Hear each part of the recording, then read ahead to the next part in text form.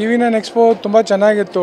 ಭಾಳ ಸ್ಟೂಡೆಂಟ್ ಬಂದರು, ಬೇರೆ ಬೇರೆ ಸ್ಟ್ರೀಮ್ನಿಂದ, ಬೇರೆ ಬೇರೆ PU ಕಾಲೇಜಸ್ಸಿಂದ. ಅವ್ರಿಗೆ ಒಳ್ಳೆಯದಾಗಿತ್ತು. ತುಂಬ ಇನ್ಫಾರ್ಮೇಷನ್ ಅವರು ನಮ್ಮ ಹತ್ರದಿಂದ ಕೇಳಿಸ್ಕೊಂಡ್ರು.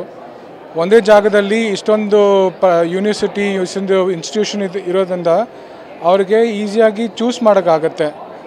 ಈಗ ಏನಾಗ್ತಾಯಿದೆ ಅಂದರೆ ಪ್ರತಿಯೊಂದು ವರ್ಷ 15 ಲಕ್ಷ ಸ್ಟೂಡೆಂಟ್ಸು ಪಾಸ್ಔಟ್ ಆಗ್ತಾರೆ ಇಂಜಿನಿಯರಿಂಗ್ ಕಾಲೇಜಸಿಂದ. ನಮ್ಮ ಕರ್ನಾಟಕದಲ್ಲಿ ಅಂದರೆ ಅಲ್ಲೇ ಒಂದು 640 ಇಂಜಿನಿಯರಿಂಗ್ ಕಾಲೇಜ್ ಇದೆ. ಅದರಿಂದ ಚೂಸ್ ಮಾಡೋಕ್ಕೆ ಅವ್ರಿಗೆ ಈ ಥರ ಒಂದು ಎಕ್ಸ್ಪೋ ಇದ್ದರೆ ಅವ್ರು ಚೆನ್ನಾಗಿ ಇರುತ್ತೆ. ನಮ್ಮದು ಬಂದು KL ಯೂನಿವರ್ಸಿಟಿ ಬಂದು 45 ಇಯರ್ಸ್ನಿಂದ ಇದೆ. ಮತ್ತು ನಮ್ಮದು NIRF ರ್ಯಾಂಕಿಂಗ್ ಬಂದ್ಬಿಟ್ಟು 22 ಅಮಂಗ್ ಆಲ್ ಯೂನಿವರ್ಸಿಟೀಸ್ ಬಂದ್ಬಿಟ್ಟು 1200 ಇದೆ ಇಂಡಿಯಾಲ ಮಾತ್ರ. ಅದರಲ್ಲಿ 22 ರ್ಯಾಂಕಿಂಗ್ ಇದೆ. ಸೊ ನಮ್ಮದು ಬಂದ್ಬಿಟ್ಟು 100% ಪ್ಲೇಸ್ಮೆಂಟ್ ಮಾಡಿಸ್ಕೊಡ್ತೀವಿ. ಆ್ಯಂಡ್ ಆವ್ರೇಜ್ ಪ್ಯಾಕೇಜ್ ಬಂದ್ಬಿಟ್ಟು 8 lakhs ಇದೆ. ಮ್ಯಾಕ್ಸಿಮಮ್ ಪ್ಯಾಕೇಜ್ ಬಂದ್ಬಿಟ್ಟು 75 lakhs ಇದೆ. ಸೊ ಈ ಥರ ಎಕ್ಸ್ಪೋ ನಡೀತಾ ಇದ್ದರೆ ಸ್ಟೂಡೆಂಟ್ಸ್ ಎಲ್ಲರಿಗೂ ಒಳ್ಳೆಯದಾಗುತ್ತೆ. ಸರ್, ಎಕ್ಸ್ಪೋ ತುಂಬ ಚೆನ್ನಾಗಿದೆ, ರೆಸ್ಪಾನ್ಸ್ ಚೆನ್ನಾಗಿದೆ. ಸೊ ಸ್ಟೂಡೆಂಟ್ಸ್ ಎಲ್ಲ ಅವರವ್ರ ಪೇರೆಂಟ್ಸ್ ಜೊತೆ ಬರ್ತಿದ್ದಾರೆ. ಸೊ ಪೇರೆಂಟ್ಸ್ಗೂ ಒಂಥರ ಅವ್ರಿಗೆ ಮಗಳನ್ನ ಅಥವಾ ಮಗನ ಗೈಡೆನ್ಸ್ ಮಾಡೋಕ್ಕೆ ಸೊ ಇದು ತುಂಬ ಹೆಲ್ಪ್ ಆಗ್ತಾಯಿದೆ ಅಂತ ಎಲ್ಲ ಇದು ಮಾಡ್ತಿದ್ದಾರೆ. ಆಮೇಲೆ ಇದು ತುಂಬ ಹೆಲ್ಪ್ ಆಗ್ತಾಯಿದೆ ಅಂತ ಸರ್ ಅವ್ರಿಗೆ. ಆಮೇಲೆ ಒಬ್ಬರಾದರೆ ಇವಾಗೇ ಬಂದಿದ್ದರು, 120 ಕಿಲೋಮೀಟರ್ಸ್ ಕಡೆಯಿಂದ ಅಲ್ಲಿಂದ ಬಂದ್ರಂತೆ. TV9 ಇದು ನೋಡಿಬಿಟ್ಟು ಆ್ಯಡ್ ನೋಡಿಬಿಟ್ಟು. ಸೊ ಇಲ್ಲಿ ಬಂದಮೇಲೆ ಅವ್ರಿಗೆ ತುಂಬ ಖುಷಿ ಆಯ್ತಂತ ಸರ್. ಅವ್ರ ಮಗ ದಾವಣಗೆರೆಯಲ್ಲಿ ಓದ್ತಿದ್ದಾನಂತೆ. ಎಲ್ಲ ಮೆಡಿಕಲ್ ಬಗ್ಗೆ, ಇಂಜಿನಿಯರಿಂಗ್ ಬಗ್ಗೆ ಎಲ್ಲ ಇನ್ಫಾರ್ಮೇಷನ್ ತಿಳ್ಕೊಂಡ್ರು. ಸೊ ಸ್ಟೂಡೆಂಟ್ಸ್ಗಿಂತ ಪೇರೆಂಟ್ಸ್ ತುಂಬ ಜಾಸ್ತಿ ಇನ್ಫಾರ್ಮೇಷನ್ ಕಲೆಕ್ಟ್ ಮಾಡ್ತಿದ್ದಾರೆ. ಫ್ಯೂಚರಲ್ಲಿ ಅವ್ರ ಮಗ ಇವಾಗ 10th ಸ್ಟೂಡೆಂಟ್ಸು, ಆಮೇಲೆ PUC ಸ್ಟೂಡೆಂಟ್ಸು ಎಲ್ಲ ಬರ್ತಿದ್ದಾರೆ ಸರ್. ಅಂದರೆ ಅವ್ರಿಗೆ ಫ್ಯೂಚರಲ್ಲಿ ಯಾವ ಥರ ಗೈಡೆನ್ಸ್ ಮಾಡಬೇಕು, ಯಾವ ಕೋರ್ಸ್ ತೊಗೊಂಡ್ರೆ ಯಾವ ಥರ ಇರುತ್ತೆ, ಸೊ ಇದೆಲ್ಲ ತುಂಬ ಯೂಸ್ಫುಲ್ ಆಗ್ತಾಯಿದೆ ನಮಗೆ ಈ ಎಕ್ಸ್ಪೋದಿಂದ ಅಂತ ಹೇಳಿದ್ದಾರೆ. ಕಮಿಂಗ್ ಟು ಅದೇ ನಮ್ಮ college East point engineering college ಅಂತ sir.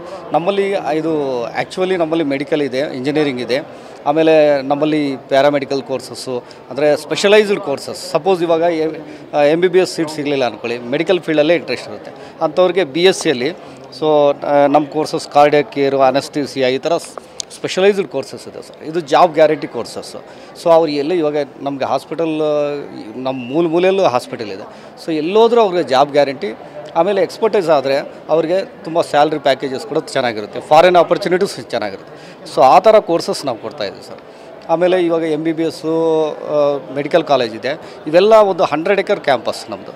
Engineering colleges, higher education, PUCಯಿಂದ ಹಿಡಿದು ಎಲ್ಲ ಕೋರ್ಸಸ್ ಇದೆ ಅವೈಲಬಿಲಿಟಿ.